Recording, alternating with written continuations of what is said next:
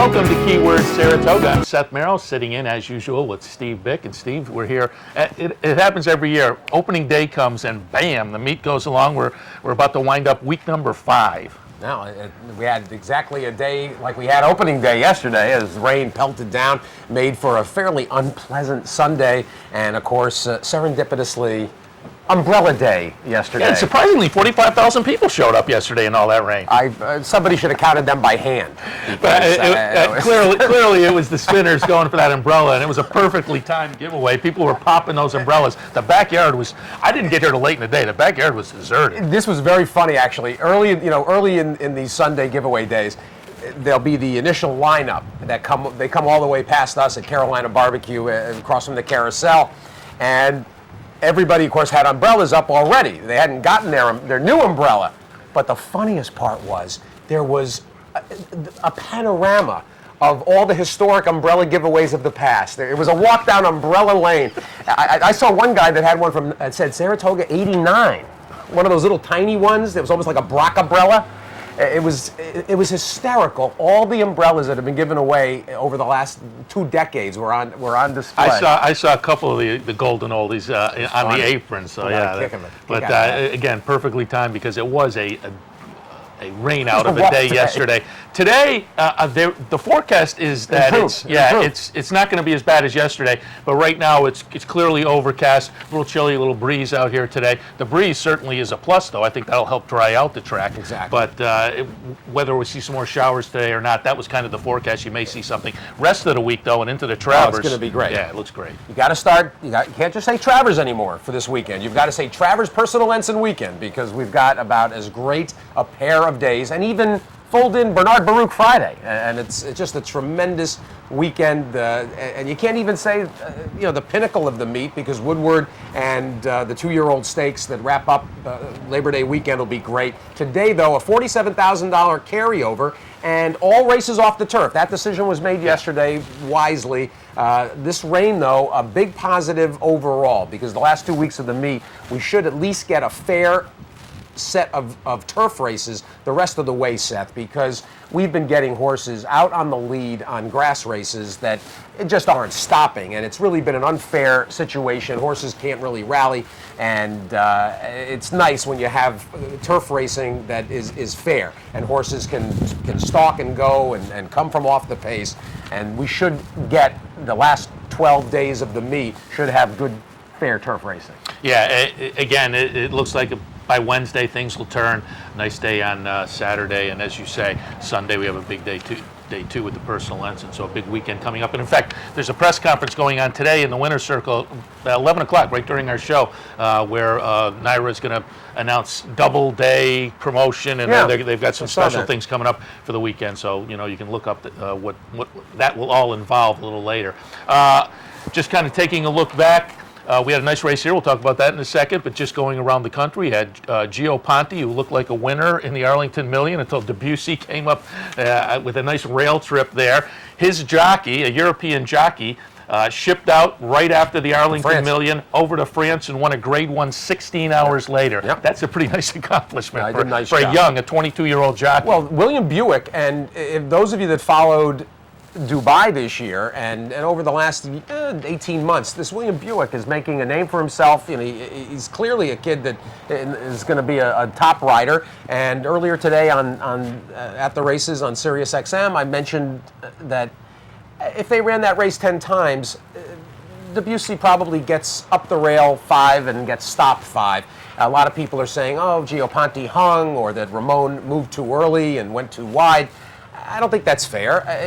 That's a winning race probably 50-60% of the time. I heard a lot of he moved too early, and I have exactly the same feeling. I love it when my jockey is aggressive. I would rather my guy go out there, try to grab the race early, and as you say, that guy on the rail is going to get stuck more often than not. Things just opened up for him, and it worked out. He got a perfect rail trip. Well, we're going to have Dale Romans later. We'll talk about Paddy Prado, who is now drawing comparisons from Kitten's Joy, coming right from Dale Romans, and he certainly would be the authority on that topic.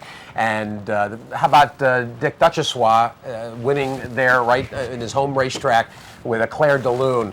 that wins the Beverly D. Always a great day at Arlington. And then out at Del Mar, obviously we'll talk about the Alabama and what transpired here. Blind Luck with just another terrific performance that stamps her the clear and obvious leader of the 3-year-old fillies. But across the country at Del Mar on Saturday afternoon, Evening Jewel, who has been beaten 2 noses by Blind Luck. Evening Jewel picks up another grade 1. And we talked yesterday on the radio, and you think Evening Jewel leapfrogs Devil May Care in that division. Absolutely does. I don't see how you can't put Evening Jewel second right behind Blind Luck now. And there's people that will certainly make an argument that even Havre de Grace could sit third and is is number 3 with a bullet moving forward. They may all get together, the 3 of them that were on the racetrack together Saturday in the Alabama.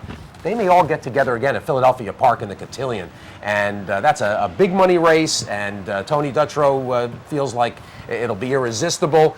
Jerry Hollendorfer made it pretty clear that he wouldn't mind coming back east yet again for the Cotillion, and Todd Pletcher left the possibility open. So Sal Sinatra at Philadelphia Park, that had to be music to his ears to get those 3 maybe back together. Yeah, that is shaping up as a very fun division with those 3 in there. And as you say, Evening Jewel, she's had 1 race on the dirt so far, and it was that nose miss behind Blind Luck. Unbelievable. So 13-1. Yeah, I'd love to see her come back and try the dirt again. And as you say, a great performance by Blind Luck, and we applaud Jerry Hollendorfer for shipping east, taking a shot in the Alabama, and it paid off. A slow early pace, and Blind Luck closed into that. That's her style, and she still closed into that slow pace, and as you say, it took a stranglehold on the division, no question about that. Taking a look at the trainer jockey standings so far through the first 5 weeks of the meet, John Velasquez is now 4 ahead of Javier Castellano, Ramon Dominguez behind them. Velasquez with 38 winners, Castellano with 34, Ramon Dominguez with 29. So those 3, I think, are still in the mix. You know, we have 2 full weeks of racing left, plus today, so anything can happen. A guy throws in a big day, another guy goes out of town maybe to ride a big horse, and I think anything is up in the air there. Todd Pletcher has kind of wrested control of the trainers division, 21 wins for him. Linda Rice, though, sneaking up, 14 wins for her. She just edges Chad Brown for the 3rd spot. He's with 13, but Linda Rice, three winners the other day. Not just 3 winners. What was amazing about the 2 of the winners were horses that drew in turf races, won the sprint, the nightcap, and then earlier that very good race. Oh my gosh, with City Sneakers coming off the long layoff, and ended up not getting any challenge at all, and waltzing on the front end off of, I think, over a year layoff. And the tough beat in that, in fact, for bold vindication, Gary Siaka. And Gary's had 2 narrow beats in 2 days. Friday also persuading from Dale Romans, winning first-time grass, and you had Kitty Licious running a bang-up second in that race, produced a very nice exacta.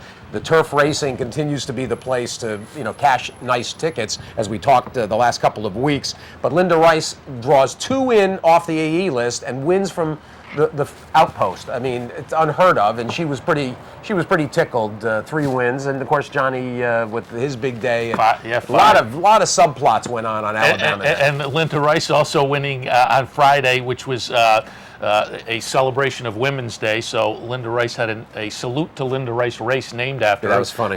Based on her accomplishments up here last year, and she won that race. With Sexton, that was the opener on Friday, and also had come earlier. When did Aquino Cat won the stake? On Thursday or Wednesday? Right. So a good week for Linda. Absolutely. And as you say, John Velasquez with the 5-win day, have to recognize that as well. Just taking a look, always like to take a look and see where we are as far as the favorites and whatnot. We're now through the August 22nd yesterday. 85 favorites have won in 262 races. That's 32.4%. It's always amazing how, as the first week or 2, things can be a little skewed and there can be an aberration. But by the time you get 5 or 6 weeks into a meet, that 30 to 35, 36% winning favorites always works out. We're 228 horses under 10 to 1 have won. 22 between 10 and 20 to 1, and 12 horses at the meet so far, over 20 to 1. So there have been some bombs out there, particularly last week. Last week, not this past week, but the week before, there was 5 long shot winners. There was only one horse at 20 to 1 or more this past week, but 32% favorite. So things are working out the way they normally do. It always does, and there's still opportunity on a going basis. How about yesterday on the Sunday card? The main track onlys, obviously with everything off the turf, including the stake, and you had some horses. Heavenly Blaze, who wins up here on an annual basis. Heavenly Blaze, again, yesterday, was 8 to 1 morning line, and MTO goes off at 12 to 1. And up in front gets a nice pace set up and wins and sets off the tote. You had a couple of good numbers yesterday. Even with those reduced fields, you had pretty square mutuals. And hell, we got a $47,000 carryover to attack. Yeah, and just to give you an idea, yesterday I thought it was a skull buster when they move to the dirt. A lot of times horses will jump out at you, or you can go to those main track onlys, and just nothing jumped out at me, and I think it was the same for everybody else, because not only is there the carryover, but the 5 out of 6 yesterday was $15,000, and as you pointed out, that had to be one. That had to be one thing. Because the 47,000, that was a quarter of the pool then. So yeah, it was tough all the way around yesterday, but certainly, we're hoping for a little better shot at things today, knowing that we're coming in with the races off the grass. As you say, they made that announcement yesterday. So at the end of the show, we hope to have a couple of minutes left, and you and I will take a look at this afternoon's card, see if we can come up with some spot plays.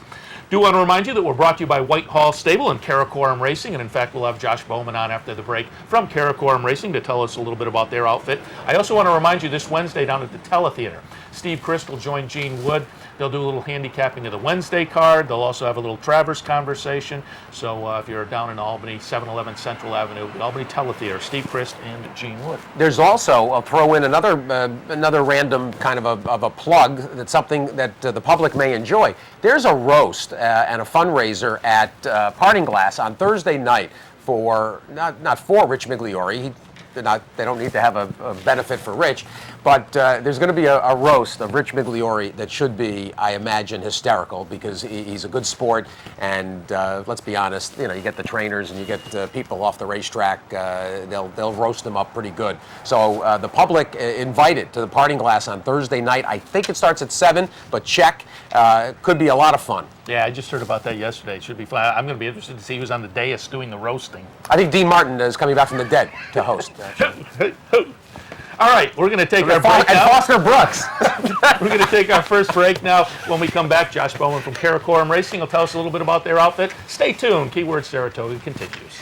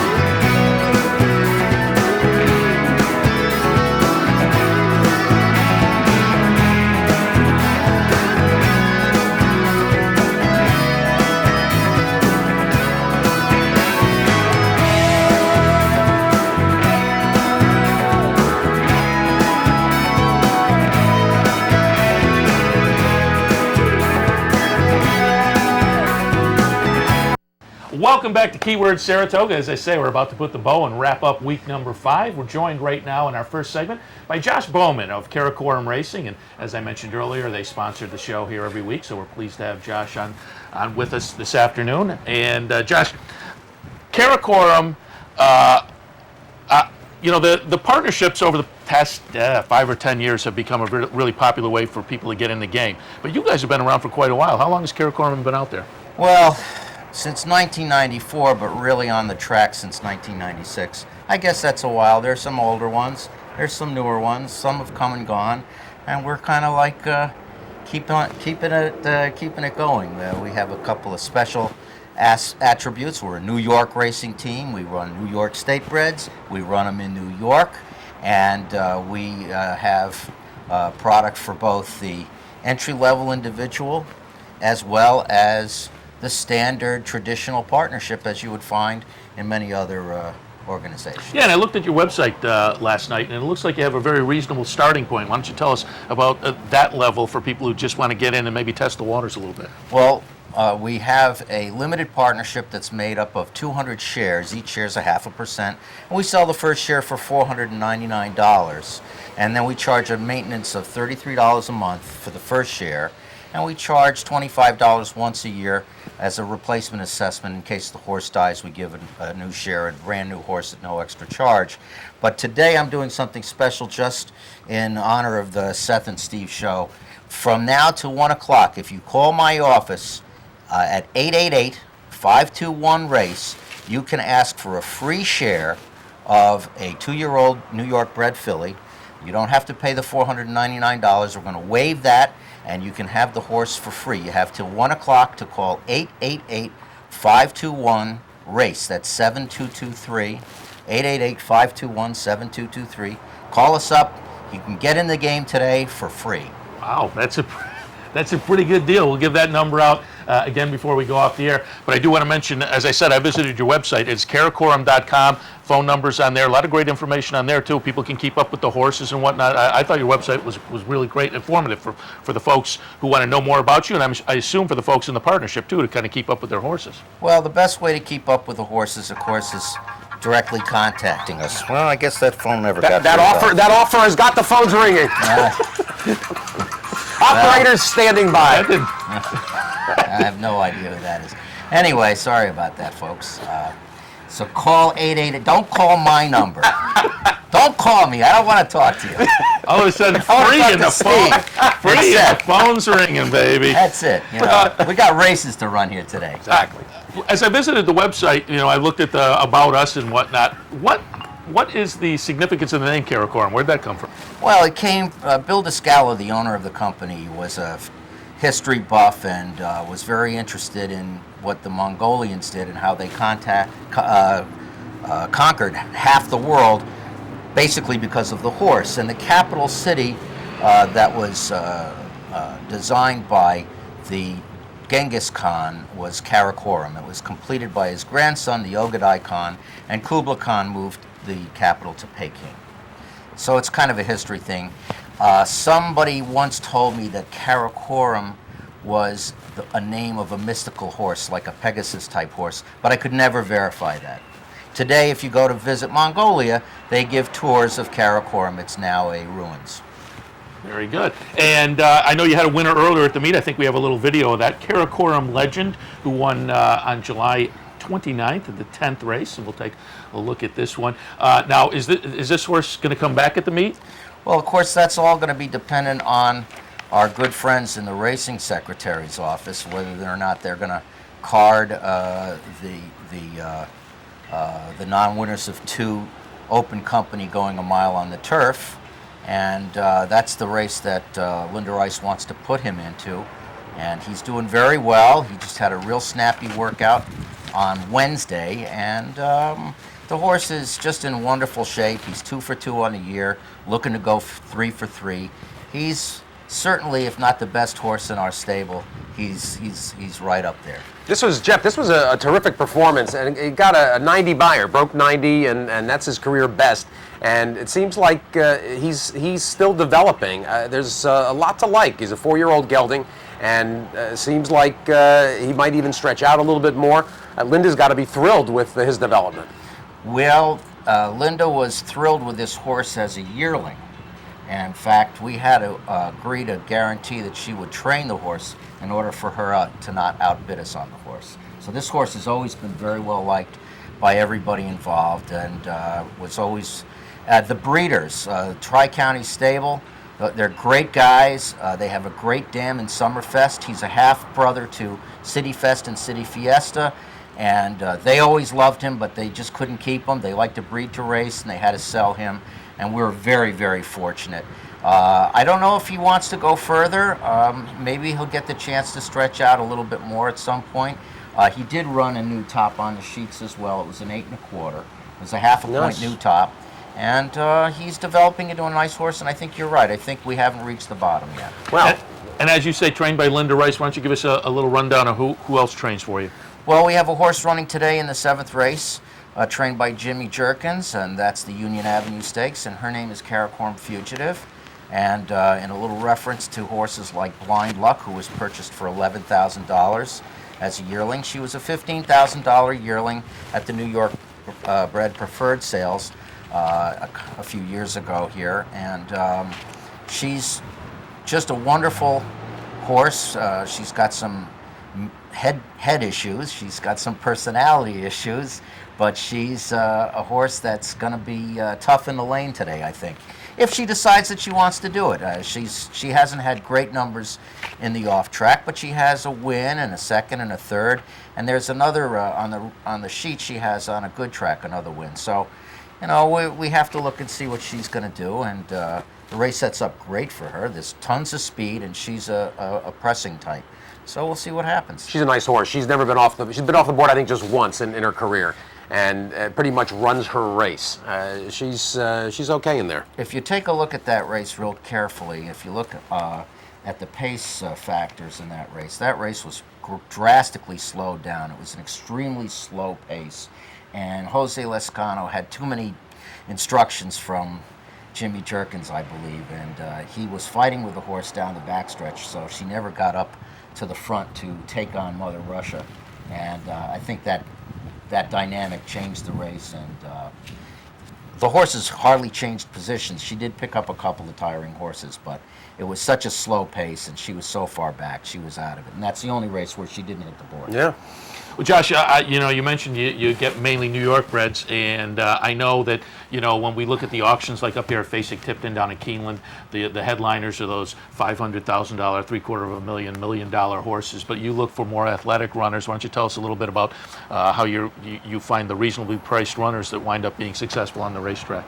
Well, of course, necessity is the mother of invention, and we don't have the kind of deep pockets that some organizations and individuals have.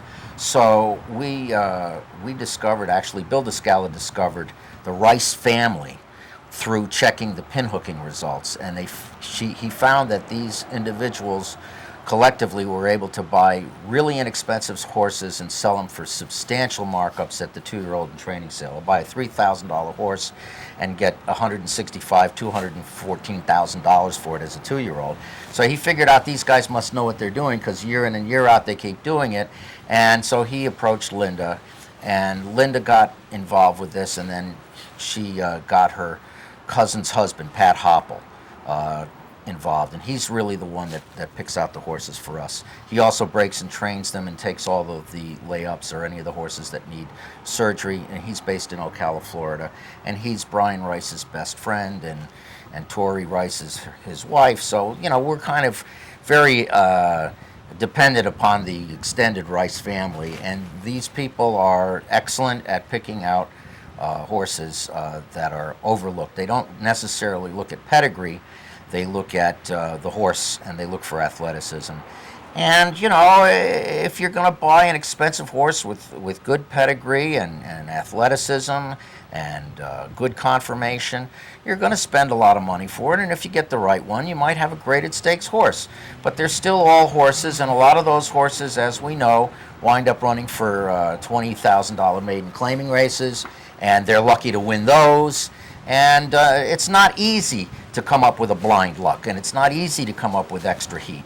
And it's not easy to come up with Mind That Bird, who went for $9,500. But for us, that's the charm of the game. It makes it possible for us to be in business, and I think we give the clients a good run for their money, and I think we greatly outperform any reasonable expectations that one would have. And before we wrap, why don't you just give out that great offer again before we wind up the segment? One free share. You have 2 hours to call. 888-521-RACE. That's 888-521-7223. 888-521-RACE. Call now. Say, give me my free share of a racehorse, and you'll be on board and become an owner in the racing game. Josh Bowman from Karakorum Racing, and again, you can find more information at karakorum.com. We'll come back after this break with Matt Hegerty of the Daily Racing Forum. Take a little look at yesterday's Jockey Club Roundtable that was held up here in Saratoga, so stay tuned.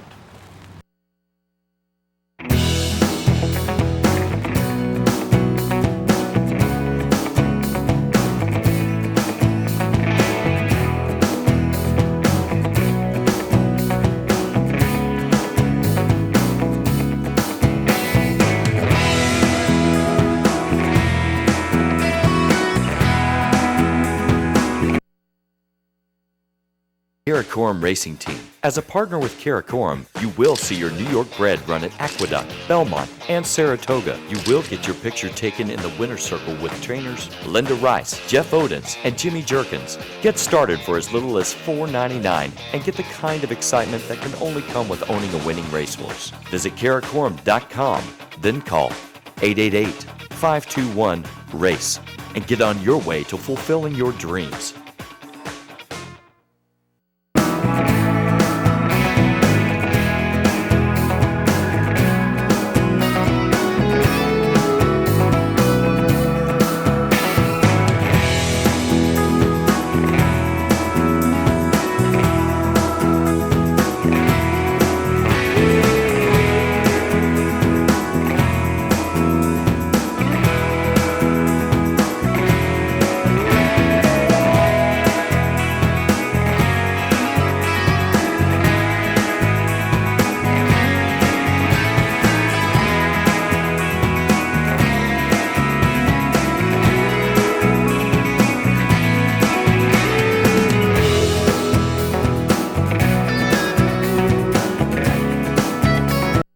Welcome back to Keyword Saratoga. I'm Seth Merrow of Equidaily.com, joined every week by Steve Bick of Sirius Satellite Radio's At the Races, and we're joined now by Matt Hegerty of the Daily Racing Forum, and certainly if you're a regular reader of the Forum, you see Matt's columns all the time.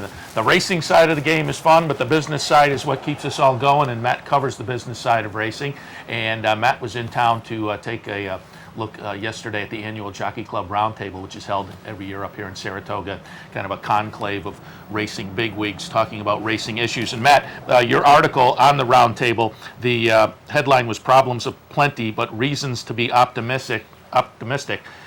Now, did you get a sense that there is kind of whistling through the graveyard, or are folks really seeing a light at the end of the economic downturn tunnel, so to speak?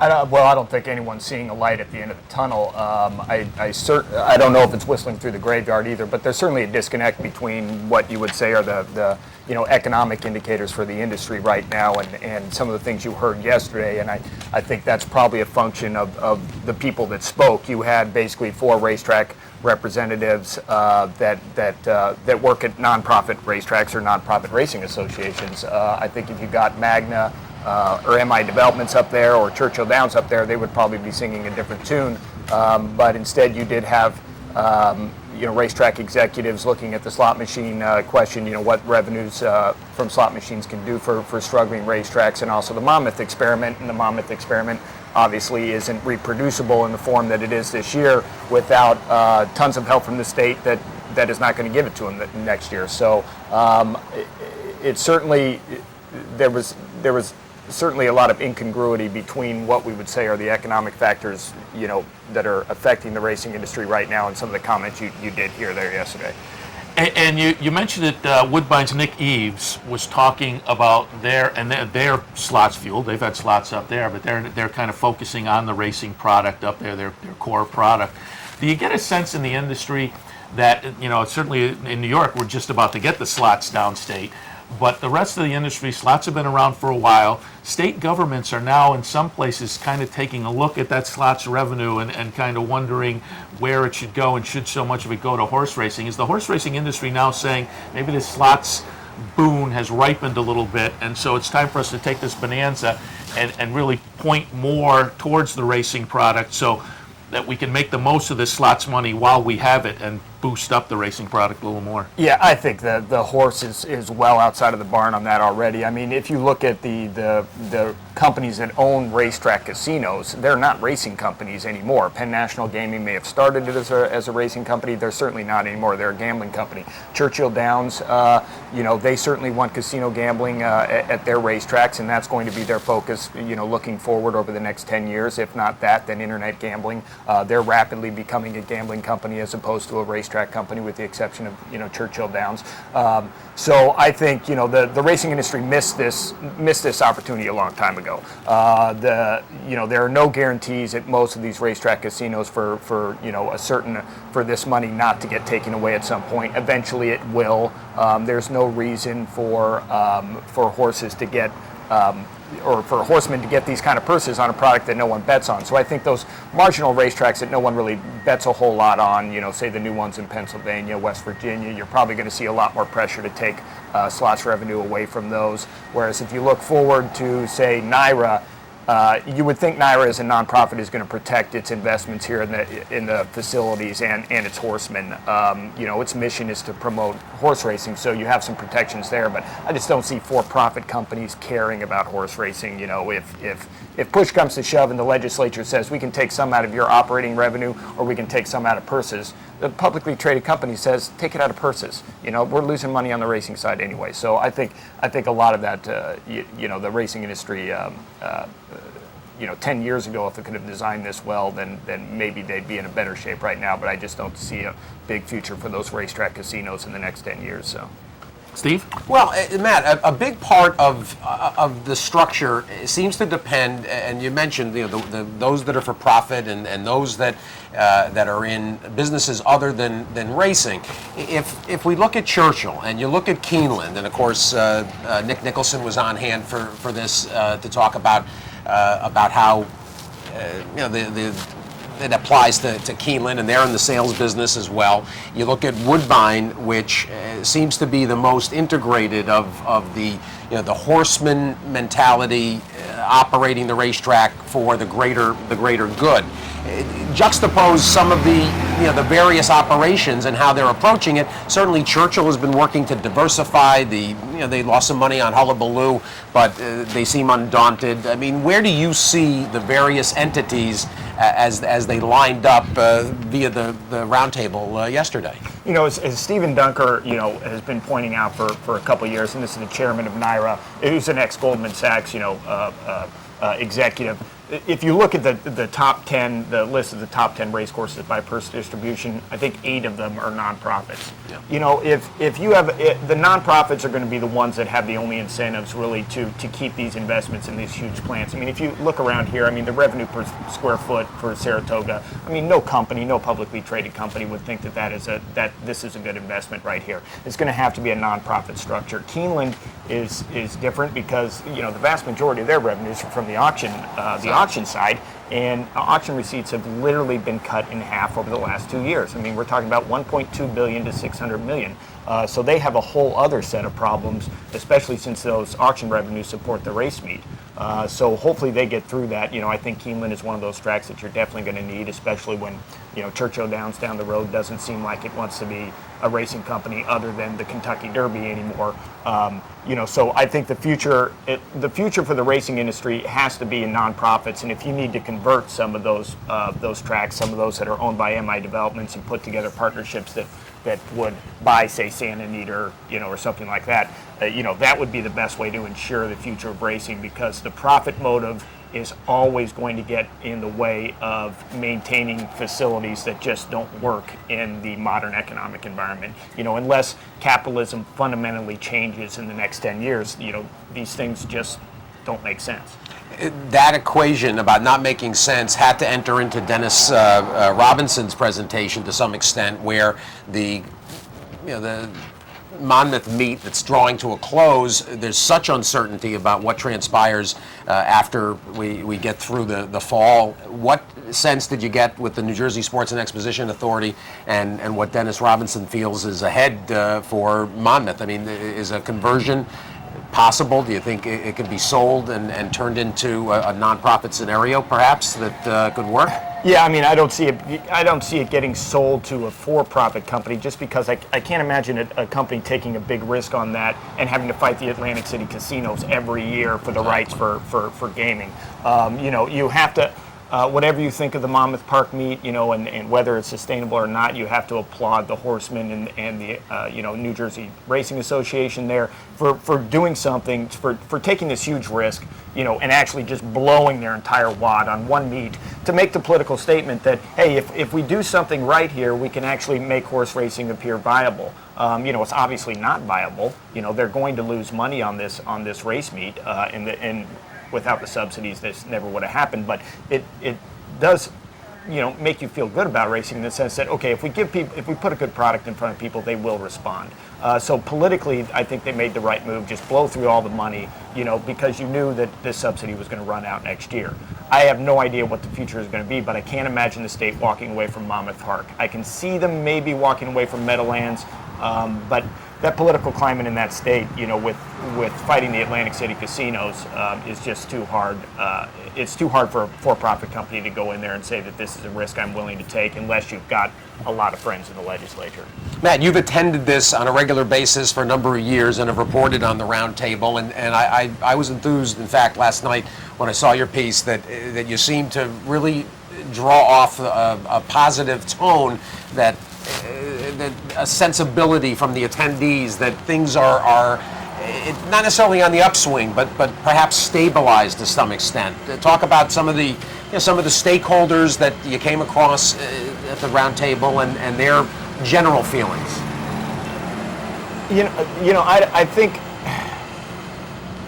I think the racing industry is kind of forced to look for the silver linings, and you're going to see this in any industry that's in transition. You have to look at what works when everything is kind of collapsing. You got to rebuild out of that. The basic idea of creative destruction. Especially in a recession, which is it lops off all the inefficiencies, and you got to find out what works. And so I think the racing industry right now is saying, okay, well, there are certain things that work. You can get 40,000 people on a sunny day at Saratoga. You can get 30,000 at a sunny day at Keeneland. You can get $45,000 opening day at Del Mar. So we do have models that work. It's true. There are successes out there. So you have to figure out why those people are doing that on those particular days and try and emulate that, where you can. The big problem right now, I would say economically, and this is where the incentives are just so perverse, is that you have all these racinos out there that no one is really betting on, and yet horsemen are entering horses in these races that no one is betting on, and they're taking it away from the places that actually do work. Absolutely. So, the best thing for the racing industry right now would be probably 10 racinos closing tomorrow. You would shift these horse populations to places where people actually want to bet on them. Give horsemen, constrict the supply of races out there. Finally, match up the supply and demand where it makes sense. But right now, the just incentives are so perverse. For racetracks to stay open and have all these racing carts and just give away free money to horsemen on races that no one bets on. It's just making it very hard for this racing industry to develop the models that actually do work. There should be more horses up here at Saratoga. Unfortunately, there's all kinds of great purses at racetracks, elsewhere running this summer that no one is betting on. Fair enough. Well, Matt, we'll wind up. The clock on the wall is kind of pushing at us, but we appreciate you coming in, giving us a report on the annual roundtable that's held here every year at Saratoga. If you'd like to read more about what Matt had to say, you can check it out, obviously, in the hard copy of the Racing Forum, or Matt's work is always available at drf.com. So again, Matt, thanks for joining us this morning. Thanks right for having now, me. we're going to take a break. When we come back, Dale Romans is going to join us. A little talk about Paddy Prado and his big win in the Secretariat on the Arlington Million undercard this past Saturday. So stay tuned. Keyword Saratoga continues.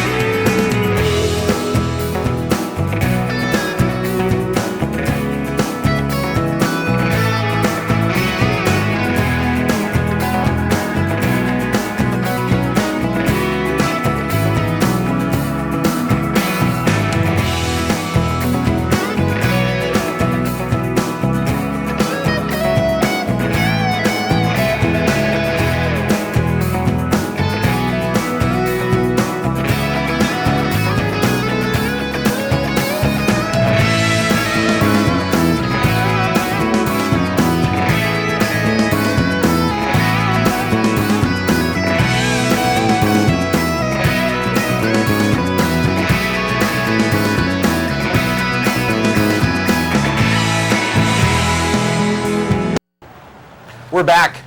Keyword Saratoga, Steve Bick, Seth Merrow. End of the race week. I don't know who that's, that me or you. It's always great to have Dale Romans with us. And Dale, congratulations. Paddy Prado, Secretariat win on Arlington Million Day. And you're in familiar territory when you're winning races like this with a good turf horse. Yeah, it's been good. Secretariat's been good to us. That's our second one. And Kitten's Joy did it in 2004 and then again on Saturday. Well, in fact, you invoked the memory of Kitten's Joy, and it was Kitten's Joy that you talked about on Saturday after the race with Marcus Hirsch. And you're feeling like, even though you didn't expect to get a horse anytime soon as good as Kitten, it looks like you may have one in your mind. We may have. I mean, I've told Marcus I never expected to have a horse of the caliber of Kitten's Joy when he retired. I thought that would be the last time I'd ever see one like that, but this is an awfully special horse, and he's following right in his footsteps. Well, you might not have seen one, but you certainly have had enough that out there now that are named with Kitten. Yeah. Thanks to Ken Ramsey, they've been putting Kitten on every every son and daughter. Plenty of kittens out there. Well, the best the other day was, I think on Saturday, was Kitten's Kitten. Yeah. I saw him make that debut. Let's take a look at the Secretariat and Kent DeSormo, of course, who's getting along very well with Paddy Prado. And here we go. Walk us through this a little bit, Dale. Well, he broke sharp. He broke on the lead, which in the Palm Beach he did go wire to wire, but we've been taking him back and bringing him from a little off the pace since that race. But they were going so slow, and so he did stay a little closer than we expected. And working for Hops, who everybody thought would be the solo speed horse in the race, I guess he changed his tactics and decided to come from a little off the pace and not chase the 50-1 shot. But I think at the pace we were going, they might have been better served to go ahead and try to open up. So that's him on the rail sitting third right now? That's him on the rail third. He's only 2 lengths off of it into the first turn, which at this point I would have expected to be at least 5 or 6 off of him. You got a little bit of experience, of course, if we go back to the Palm Beach and to the Bluegrass, where the instructions were to stay close so that you had every chance to hit the board and get the earnings you needed to get into the Derby at the time. And so he's really proven that he can be placed anywhere. In the Palm Beach, he had already had a couple of tough trips where he had gotten stopped and not restarted. And I knew he had enough gas to go to the front if he wanted to, so we had Jesus just send him out of there, and he opened up 2 or 3, and we just didn't want to get in trouble. We wanted to finally have a clean trip with him. And but now he's figuring racing out a little bit more, and he's a little more kind to the jock when he takes him back, and he accelerates when he needs to. Well, Kent DeSormo at this point sitting third. You can see him on the outside. Got to give Kent credit for that, making sure that there would be a place for a clean run. It's a 6-horse field. We didn't want to get stopped and then try to restart, so he eased him off the fence a little bit early, and it probably was the best place to be. The track was a little soft Saturday. They had a big rain Friday night, and it was pretty soft going. That's the first time he's faced any kind of going other than firm going. Yeah, he didn't seem to mind it any. I mean, they went so slow, it was hard to have a fast time in the race, but they came home in 23 and change, which was pretty spectacular. And Dale, maybe I'm wrong. It's the first time I've seen it since Saturday. It didn't seem like he was all out to win. No, it didn't. I think he had a lot of horse left. He said when he called on him and cued him to take off, he just exploded under him. In terms of him and the Derby try, of course, came very close. People I think, have maybe have kind of forgotten a little bit about what transpired Derby. I mean, he came very close to winning, and you immediately, after the Preakness, made the decision to go ahead and get him back on the grass. You and Jim Cassidy are both in similar positions with Evening Jewel and with Paddy Prado, horses that have distinguished themselves on all surfaces, and now you're moving toward the money portion of the year.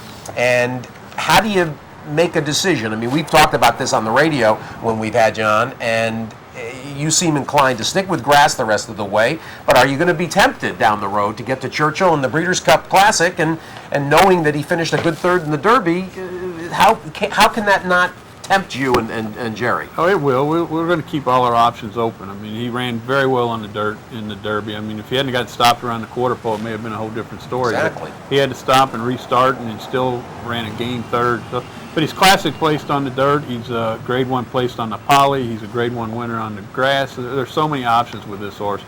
But after the Preakness, we decided to give, there was a lot of money for the 3-year-olds on the turf. We decided to go after the money. He won all 3 of them, and right now our next spot's probably going to be the Joe Hirsch 1.5 mile, and then we'll have to make a decision when we get back to Churchill. But realistically, we're probably better on the grass, and the Breeders' Cup turf would be the right spot. I got to ask 2 questions. I know you always enjoy bringing up Jerry Crawford and the Donegal group. It's their first horse that they've campaigned, I think about 10 partners. They've got to be just tickled with the way this is all going. They're over the moon with this horse. And then there's 10 guys involved in Donegal, I believe, and this is our first group. We bought 8 horses, and Paddy was the first, came out of the first group. And but each 10 guys has grown an entourage. There had to be 150 people in that winner's circle picture. I mean, I thought I had a lot with Ken Ramsey's horses, but this was probably set a record for me. I'm also curious if Ron Winchell has gotten a hold of you. How unhappy are they that they sent him through the ring? Well, they still have his mother. I mean, I'm sure they wish they hadn't sold him, but they have his mother, and they're happy to see him go on and keep running. They did let me know, because I bought his sister the next year, so we have a 2-year-old sister to him that's a Rahi filly that's coming up. They did let me know that there wouldn't be any more of this mare's foals on the auction block. What's the sister's name? I don't even know if they've named her yet.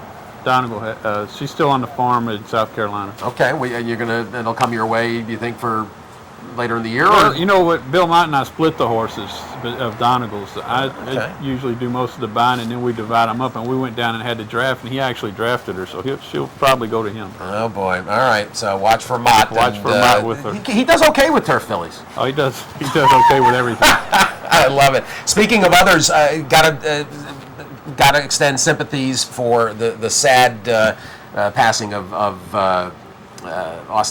Ostentatious the other day on the grass. That was a bad day. It was a nice horse, very nice horse. Just stepped in a hole pulling up and couldn't save him. Just bad luck. But other than that, talk about Persuading from Saturday. That was a nice performance. Persuading ran big. We were just trying to find something to get her over the hump, because she trains like a stake horse, and I expected her to do better than she had on the dirt. So we worked on the turf a couple of times. She worked well, and she took it to the race the other day.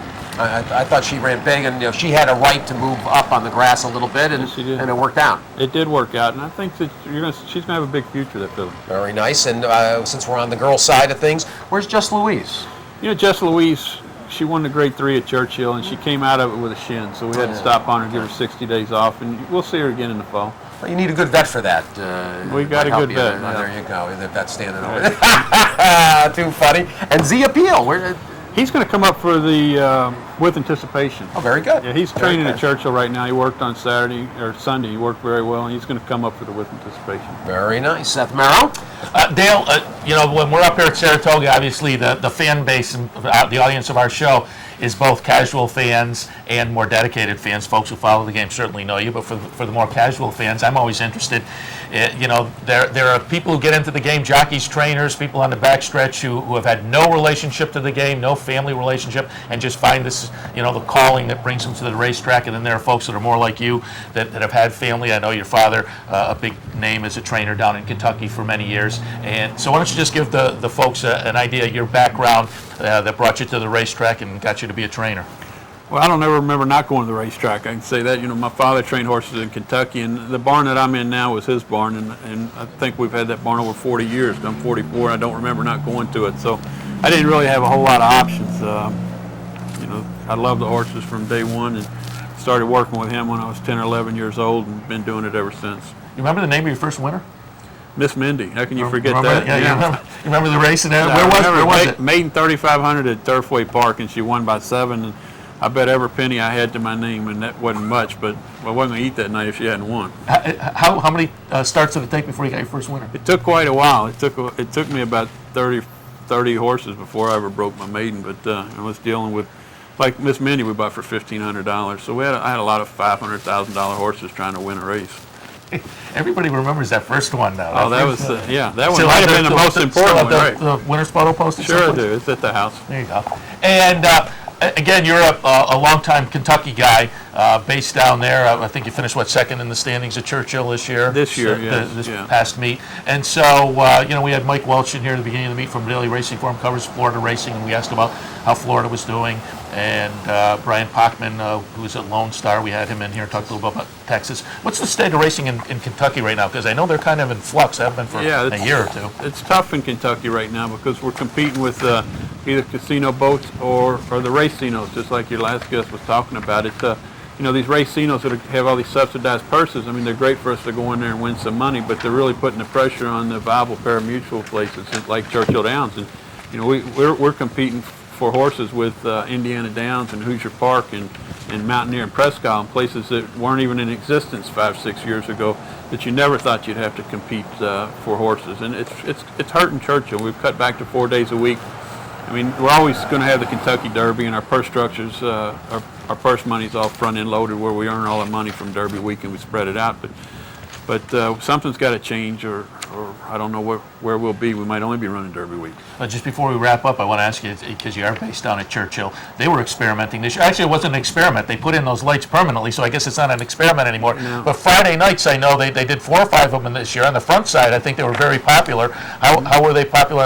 As a trainer, did you find the Friday nights to be a good, as I say, it's not an experiment anymore, but a good promotional event? Well, yeah, it's a great promotional event. I mean, it's a hardship to the workers and the people in the backside, but anything to get people out there. I mean, it doubled our handle and tripled our attendance. It got people out to the races. So anything that we can do right now while we are in this kind of a state of flux to help, it costs a lot of money to put the lights in. They put the investment in, and it looks like it's going to pay off for us. All right. Well, Dale Romans, we again congratulate you on Paddy Prado this weekend, Grade 1 Secretariat on the Arlington Million Undercard. We'll look for him in New York later this fall in the Turf Classic. Steve? I just got to ask Dale before he goes. Thursday, grand gift out of Secret Status. How much upside does she break the maiden? Well, he's a goat zapper, and they seem to be. I've got 4 or 5 of them over at the barn. We've done well with them, but they seem to be late bloomers. It takes them a while to come around. He's an improving horse. I thought the race at Monmouth the other day was not a bad race, and the extra distance should help him. And he's going to have a breakthrough race one of these days and go on and be a nice horse. It's out of obviously a wonderful dam. So I was interested. I saw the entry go up. It's a great mare, and he's going to come around and be okay. Nice. So, Dale, again, congratulations on this weekend. We'll be looking for you at the rest of the meet and offering you good luck there as well. And again, Paddy Prado back Classic. in New York in the Turf Classic this fall, so we'll kind of root for him as well. We'll take a little break now. When we come back, Steve and I will just take a couple of spot play looks this afternoon, maybe give you some ideas with that $47,000 Pick 6 carryover, so stay tuned.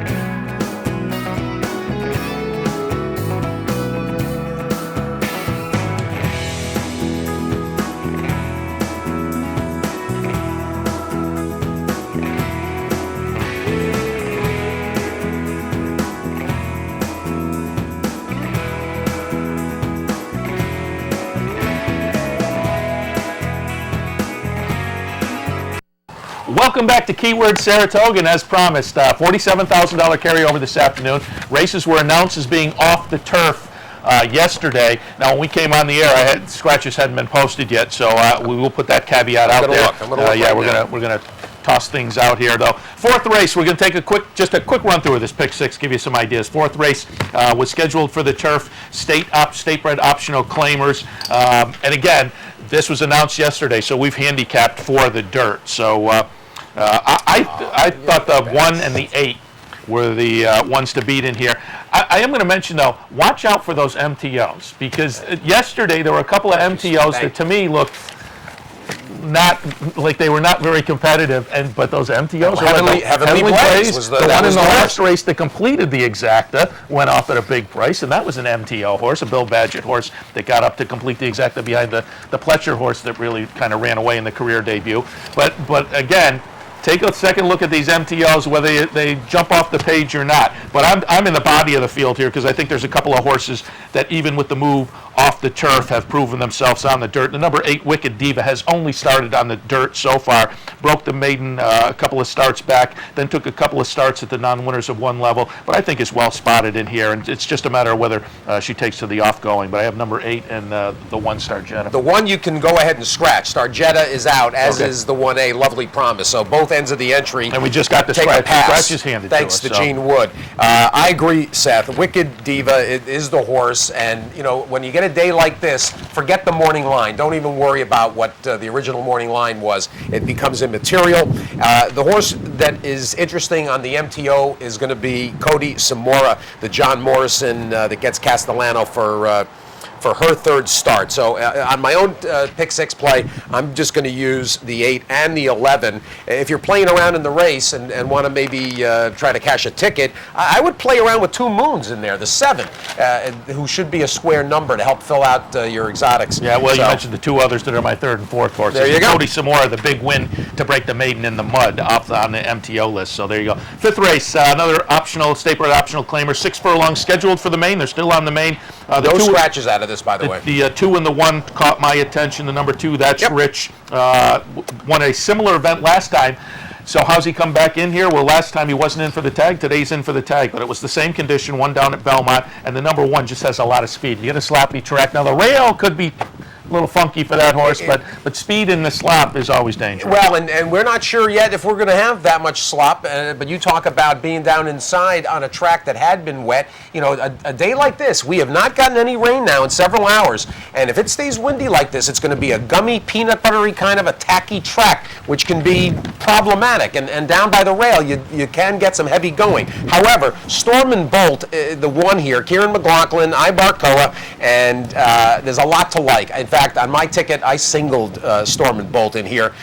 This one for Cam Allard, I thought Storm and Bolt was clearly best, and enough of a division between that one and That's Rich and Fenway Faithful and Bo's the Host.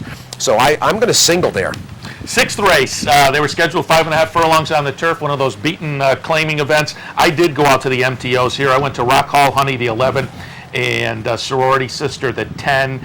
And again, Rock Hall Honey is just one of those horses with a lot of early speed. Could be the one to catch it on a sloppy track. But again, as you mentioned, it's unclear now how the track will play. So watch some of these early races. But if speed is doing well, a horse like this just may say, catch me if you can. The number 11, Rock Hall Honey, or Rock Hall Honey. And there's no doubt Rock Hall Honey, the Terra Nova, needs to be part of your pick 6 play. However, there's 2 horses that may actually have benefited, originally scheduled for the grass. Well, Sugar Trade from Jerkins with Castellano, and Dana's Bell.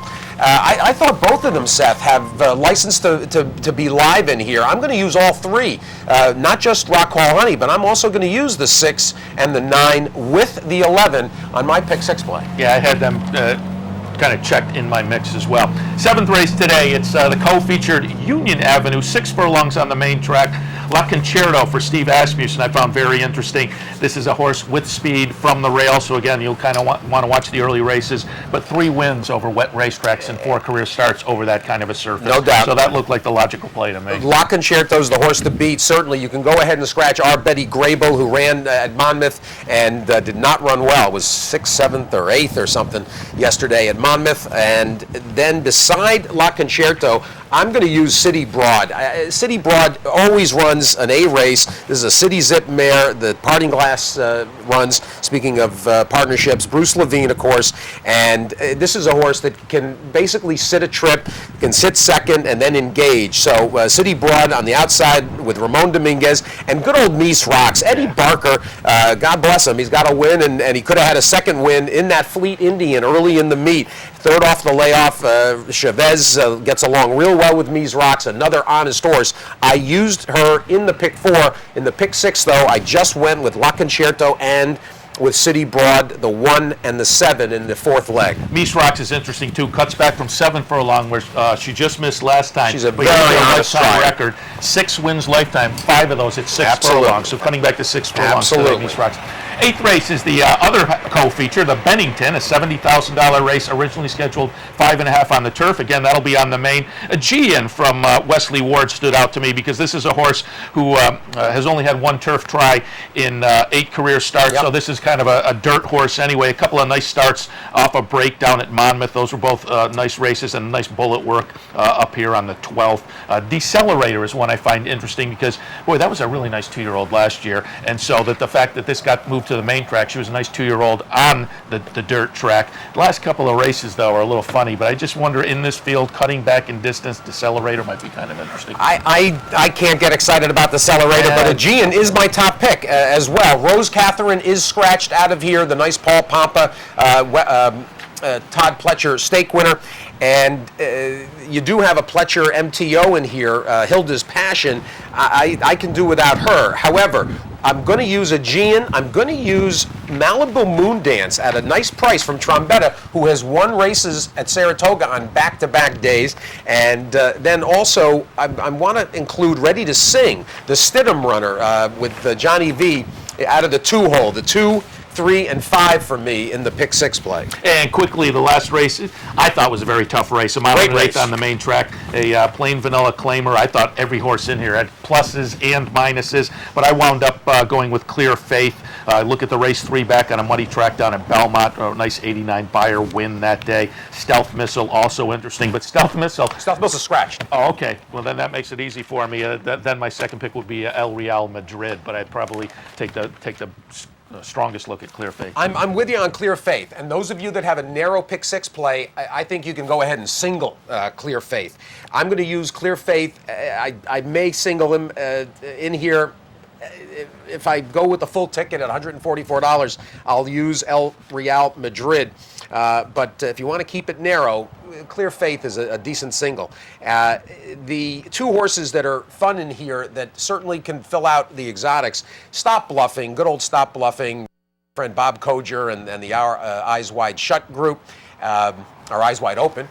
I'm going to use Stop Bluffing and Reflect Times. Paulo Lobo, who is as savvy as they come, hasn't had too many starters here, but I think he's coming out, and this is a nice horse, the Japanese-bred 5-year-old. Reflect Times is going to be overlooked and is a nice exotic filler. Wasn't Paulo Lobo for a long time out in Southern California? Yeah, he's been back and forth. Yeah, okay. Yep, he's come back. All right, we're going to wrap things up now. There's a little bit of an idea of pick 6 plays, and they can find your plays on your website, correct? DerbyTrail.com and SteveBick.com, and of course later this afternoon we'll tape tomorrow's At the Races with Steve Bick, Sirius XM, daily, Monday through Friday, 9 a.m. to noon, replayed 6 a.m. to 9. And my selections on equidaily.com, so you can check those out too. Good luck at the races this afternoon. Again, the rain has held off so far. Let's keep our fingers crossed. Later in the week, things look good. For comments or suggestions, please write to the General Manager at the OTB Television Network, 510 Smith Street, Schenectady, New York, 12305.